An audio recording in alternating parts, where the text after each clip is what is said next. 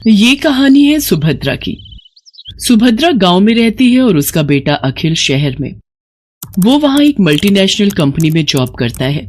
सुभद्रा का बेटा अखिल अचानक से शहर से उससे मिलने गांव आया था। बेटे को देखकर वो बहुत खुश हुई और फिर से वही शिकायतें उसकी शुरू हो गई जो हर माँ की होती हैं।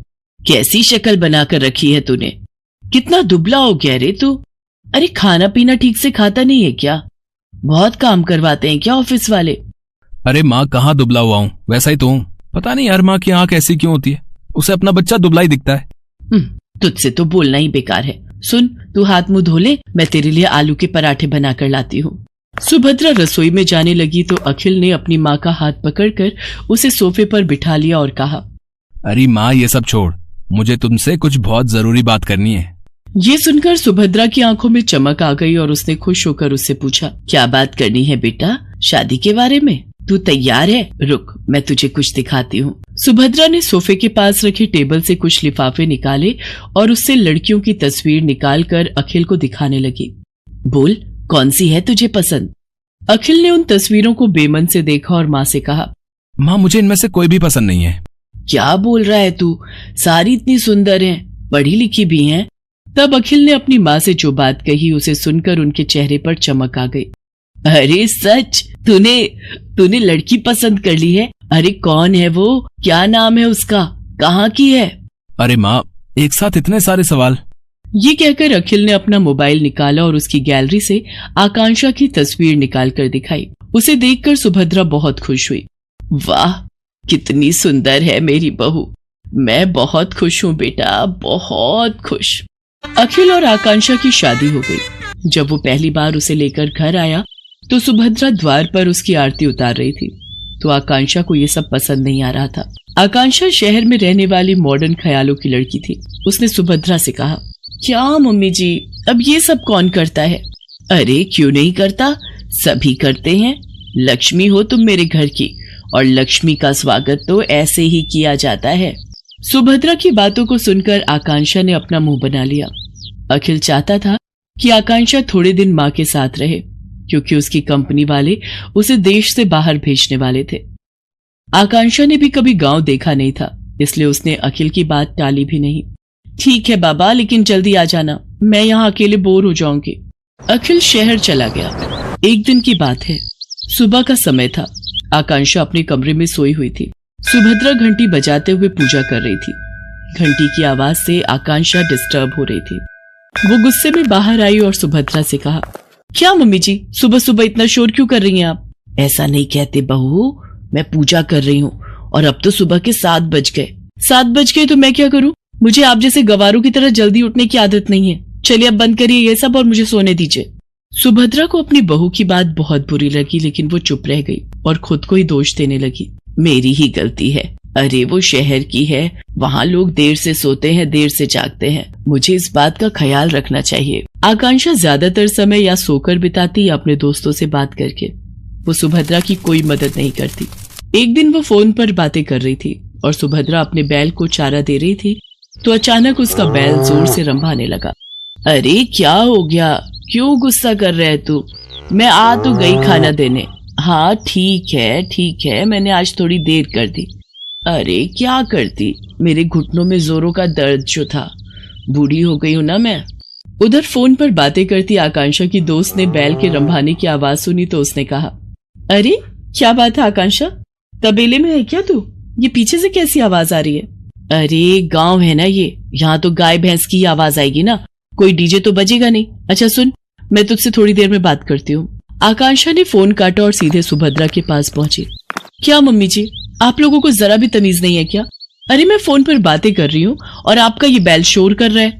अरे मेरी बेइज्जती होती है दोस्तों के सामने। आपको बड़ा मजा आता है ना मुझे तंग करने में। ये तुम कैसी बातें कर रही हो बहू? मैं भला तुम्हें क्यों तंग करूंगी? और जहां तक बात रही इसके रंभाने की, तो इसे भूख लगी थी। अब ये बेचारा हमारी तरह खाना तो मांग नहीं सकता, जानवर है ना। ये जानवर है, आप तो नहीं। कान खोलकर सुन लीजिए, जब मैं अपने दोस्तों से बात करूं तो इसे बाहर ले जाइए, नहीं तो मैं ये घर छोड़कर चली जाऊंगी। अरे नरक बना दिया है मेरा जीवन आप लोगों ने। सुप्रिया फिर से खामोश रह गई। एक दिन जब वो गोबर से घर का आंगन लीप रही थी तो आकांक्षा फिर से नाक बंद करके तमतमाती हुई बाहर आई और गुस्से में सुप्रिया से कहा, क्या है मम्मी जी ये क्या है? पूरे घर में आपने बदबू फैला दी है। बहू गोबर है ये, पता है कितना पवित्र होता है, घर में कीटाणुओं को प्रवेश नहीं करने देता ये। अरे क्यों मेरे पीछे पड़ी हैं आप?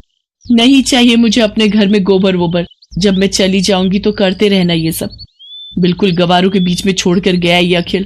कंपनी वालों ने 2 महीने की ट्रेनिंग और बढ़ा दी उसकी। 2 महीने इस गांव को और झेलना पड़ेगा मुझे। सुप्रिया आकांक्षा की किसी बात का बुरा नहीं मानती, वो उसे बहुत प्यार करती थी। एक दिन की बात है, सुप्रिया ने आकांक्षा से कहा, बहू आज कुछ लोग तुम्हें देखने के लिए आ रहे हैं। वो क्या है ना कि ये लोग शादी में नहीं आ पाए थे। मुझे देखने? अरे मैं क्या कोई नुमाइश की चीज हूं जो मुझे देखने आ रहे हैं? सुनिए, उन लोगों को मना कर दीजिए, मुझे किसी से नहीं मिलना। आकांक्षा बार बार सुप्रिया का अपमान करती और बार बार उसे जली कटी सुनाती, लेकिन सुप्रिया अपनी बहू को कुछ नहीं कहती। उसे हमेशा यही लगता कि बहू शहर की है, वहां के तौर तरीके अलग होते हैं, उसे वो बदल नहीं सकती। एक बार की बात है, सुप्रिया कुछ दिनों से बहुत बीमार थी। उसका बुखार उतरने का नाम ही नहीं ले रहा था, लेकिन आकांक्षा को इन सब बातों से कोई फर्क नहीं पड़ता था। एक दिन आकांक्षा छत की बाउंड्री के पास खड़ी होकर अपने दोस्तों से बातें करते हुए और अपनी सास की शिकायत करके अभी फोन रखा ही था कि तभी न जाने कैसे उसका पैर फिसल गया और वो छत से नीचे गिर पड़ी। आह! आकांक्षा की आवाज सुनकर सुप्रिया भागी भागी बाहर आई। उसने देखा कि आकांक्षा जमीन पर गिरी तड़प रही है। बहू बहू, अरे ये कैसे हो गया? आकांक्षा लहूलुहान हो गई थी। गांव में अस्पताल 4 किलोमीटर दूर था। सुप्रिया को समझ नहीं आ रहा था कि वो क्या करे। तभी उसे अपने बैल के रंभाने की आवाज आई। सुप्रिया ने अपने बैलों को तुरंत बैलगाड़ी में जोड़ा और अपनी बहू को उसमें डाला और खुद ही बैलगाड़ी चलाकर अस्पताल की ओर जाने लगी। जल्दी चल और जल्दी चल, मेरी बहू को जल्दी से अस्पताल पहुंचाना है। दोनों बैल पूरी तेज गति से भागने लगे। कुछ देर बाद ही वे सभी अस्पताल पहुंच गए। आकांक्षा की गंभीर हालत देखकर डॉक्टर ने उसे तुरंत एडमिट कर दिया और उसका इलाज शुरू कर दिया। कुछ देर बाद डॉक्टर ऑपरेशन थिएटर से बाहर आए। अब आपकी बहू की हालत में सुधार है। अगर आपने उसे लाने में जरा भी देर की होती तो कुछ भी हो सकता था। जब तक आकांक्षा अस्पताल में रही, सुप्रिया न रात को सोती न दिन को। वो सारा समय उसके सिरहाने बैठी रही, उसकी किसी भी जरूरत को तुरंत पूरा करती। आकांक्षा को पता लग गया था कि सुप्रिया किन परिस्थितियों में और कैसे उसे अस्पताल लेकर आई थी। उसे अपनी हर पुरानी बात आज याद आ रही थी और उसे पश्चाताप हो रहा था।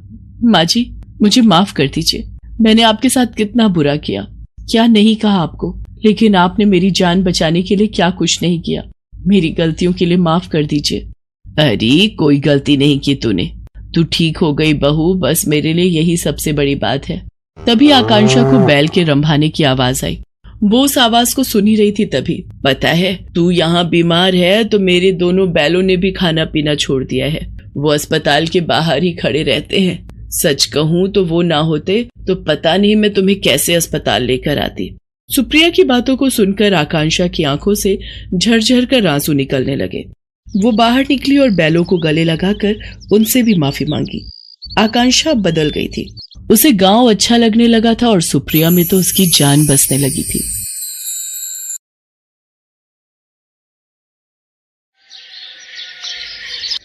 ये कहानी है प्रार्थना की, जो कि एक छोटे से गांव सिरसी में रहती थी।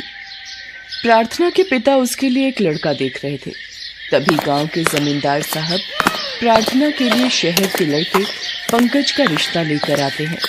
सुभाष, तेरी लड़की शहर में बहुत खुश रहेगी और तू चाहता ही था कि तेरी बेटी प्रार्थना की शादी शहर में हो।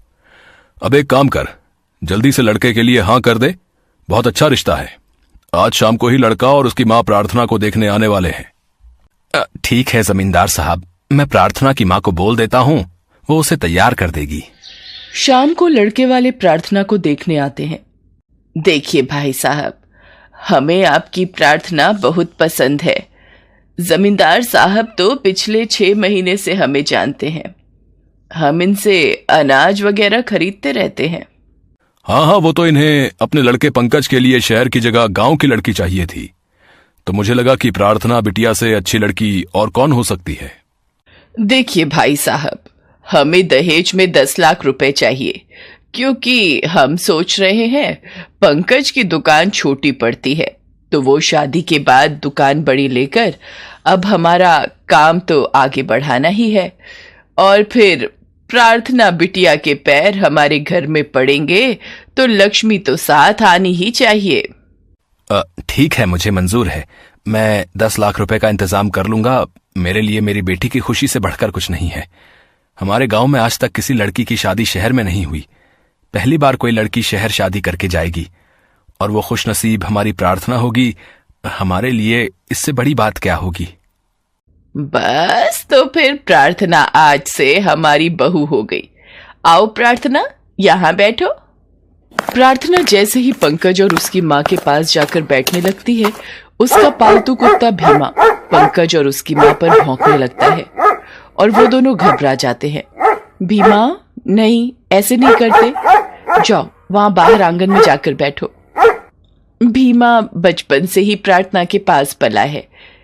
ये इसे बहुत प्यार करता है। प्रार्थना आपके पास जाकर बैठी थी ना, तो उसे लगा कि आप लोग अनजान हो, कहीं प्रार्थना को कोई नुकसान न पहुंचा दो, इसलिए ही ऐसा कर रहा है। प्रार्थना का रिश्ता पक्का हो जाता है। उसके पिता सुभाष ने अपनी जमीन बेच दी और 10 लाख रुपए पंकज की मां को दे दिए। पर शादी हो जाने के बाद जब प्रार्थना की डोली ले जाने का समय आया, देखिए भाई साहब, आप हमें गलत मत समझना।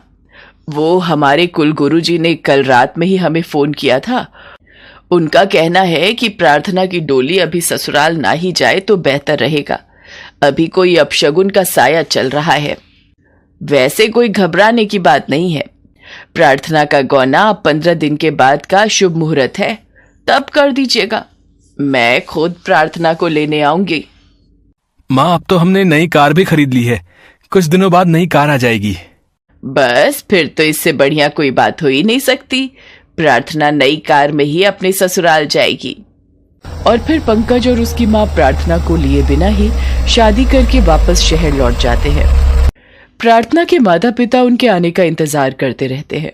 शादी को हुए 1 महीना बीत चुका था। प्रार्थना के पिता को अब चिंता होने लगी थी। जमींदार साहब, आपने उस नंबर पर फोन किया जो नंबर आपके पास है? मैंने तो उसी नंबर पर फोन किया है, पर नंबर बंद आ रहा है। आपके पास उनका कोई पता हो तो वो दे दीजिए। प्रार्थना अकेले ही शहर जाने की जिद करती है। माँ, पिताजी, आप बिल्कुल चिंता मत करो। मैं शहर पहुंचकर आपको फोन कर दूंगी। अब आप दोनों भी मेरे साथ जाओगे तो गांव का काम कैसे देखोगे? आने जाने में बहुत खर्चा होगा। पहले ही आप मेरी शादी के लिए इतना कुछ दे चुके हो, और फिर मैं भीमा को अपने साथ ले जा रही हूँ। भीमा के होते हुए मुझे किसी बात का डर नहीं है। ठीक है मेरी बच्ची, जैसी तेरी इच्छा। भगवान तेरी हमेशा रक्षा करे। प्रार्थना भीमा को लेकर पंकज के पते पर शहर पहुंचती है, पर वहां तो सब कुछ बदला हुआ था। पंकज की शादी की तैयारियां चल रही थी और पंकज की माँ और पंकज प्रार्थना को पहचानने से इनकार कर देते हैं और प्रार्थना को धक्के मारकर और मार पीट कर बाहर निकाल देते हैं। भीमा उन पर भौंकता है, पर वो दरवाजा बंद कर लेते हैं। प्रार्थना रोने लगती है। तभी भीमा सड़क की ओर भागता है और आते जाते लोगों को भौंक कर मदद के लिए बुलाने लगता है। भीमा सड़क पर जाते एक व्यक्ति की कमीज पकड़ लेता है और उसे अपनी ओर खींचने लगता है। अरे क्या हुआ? तुमने मेरी कमीज क्यों पकड़ ली? अरे ये किसका कुत्ता है? अरे तुम मुझे कहाँ ले जा रहे हो? अरे रुको रुको, मैं चलता हूँ। भगवान के लिए दरवाजा खोल दीजिए। मैं कहाँ जाऊंगी? ऐसा मत कीजिए, मेरे साथ गलत मत कीजिए। अरे आप इस तरह से रो क्यों रही हैं? अच्छा, ये तुम्हारी मालकिन है, तभी तुम मुझे इनके पास लेकर आए हो। घबराओ नहीं, तुम्हारी मालकिन को कुछ नहीं होगा। सुनिए, आप मेरे घर चलिए, मेरा घर पास में ही है। उस व्यक्ति का नाम अनिल था। अनिल प्रार्थना और भीमा को अपने साथ ले आता है। अनिल जी, मैं क्या करूं? मैं अपने गांव वापस नहीं लौट सकती हूँ। मेरे माँ बाबूजी मर जाएंगे अगर उन्होंने मुझे इस हाल में देखा। मैं गांव नहीं जाना चाहती अनिल जी। गांव में मेरे माँ बाबूजी की बहुत बदनामी होगी। आप चाहें तो आप यहाँ रह सकती हैं। आपको यहाँ पर किसी से भी डरने की जरूरत नहीं है। प्रार्थना उस दिन से अनिल के घर पर रहने लगती है। अनिल के माता पिता इस दुनिया में नहीं थे। वो अपनी दादी माँ के साथ रहता था। प्रार्थना के आ जाने से अनिल की दादी को बहुत आराम मिलता है। प्रार्थना उनकी खूब सेवा करती थी और साथ ही साथ प्रार्थना के आ जाने से घर में बहुत बदलाव आ गया था। ये देखकर अनिल के मन में प्रार्थना के लिए प्यार और सम्मान पनपने लगता है। भीमा भी अब अनिल और उसकी दादी माँ का लाडला हो गया था। वो उसके साथ बहुत खेलते थे। उधर पंकज जिस लड़की से शादी करता है वो धोखेबाज निकलती है और सब कुछ लूट कर और उन्हें कंगाल करके किसी और के साथ भाग जाती है।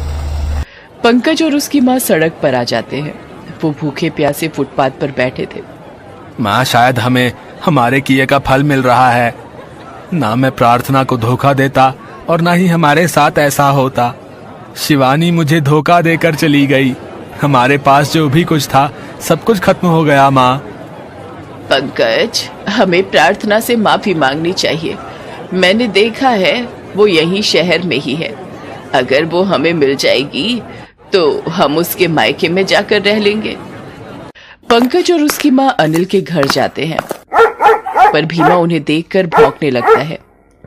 उन दोनों की लाचार हालत को देखकर कुछ देर के लिए प्रार्थना का मन पिघलने लगता है। वो उन दोनों के लिए खाने का सामान और कुछ रुपए लाती है।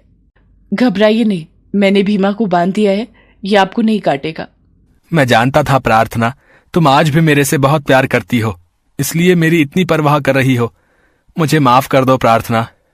हाँ प्रार्थना, हमें माफ कर दे। हम तीनों मिलकर बहुत खुशी से रहेंगे। हमने तेरे साथ बहुत गलत किया। अनिल जी, ये कुछ खाने का सामान और कुछ रुपए इन दोनों को दे दीजिए। ये जहां भी जाएंगे इन दोनों के काम आएगा। और हाँ, ये धोखेबाज लोग जब चले जाएं तो आप दरवाजा बंद करके भीमा की रस्सी खोल दीजिएगा। मैं दादी माँ के लिए दूध वाला दलिया बनाने जा रही हूँ, उनकी दवाई का टाइम हो रहा है। प्रार्थना की बातों को सुनकर पंकज और उसकी माँ की आंखों में आंसू आ जाते हैं और वो वहां से चले जाते हैं। उसके बाद अनिल प्रार्थना से शादी कर लेता है। सारी बात प्रार्थना के माँ बाबूजी को पता चलती है तो वो भी अपनी बेटी की हिम्मत देखकर बहुत खुश होते हैं। जमींदार को भी अपनी गलती का एहसास होता है कि उसने बिना परखे ही अनजान रिश्ता सुभाष को बता दिया। प्रार्थना, आज भीमा के कारण ही तुम मेरी जिंदगी में आई हो। तुम इस शादी से खुश तो हो ना? मैं बहुत खुश हूं अनिल। प्रार्थना के इतना कहते ही भीमा अनिल और प्रार्थना की गोदी में आ जाता है और दोनों उसको प्यार करने लगते हैं।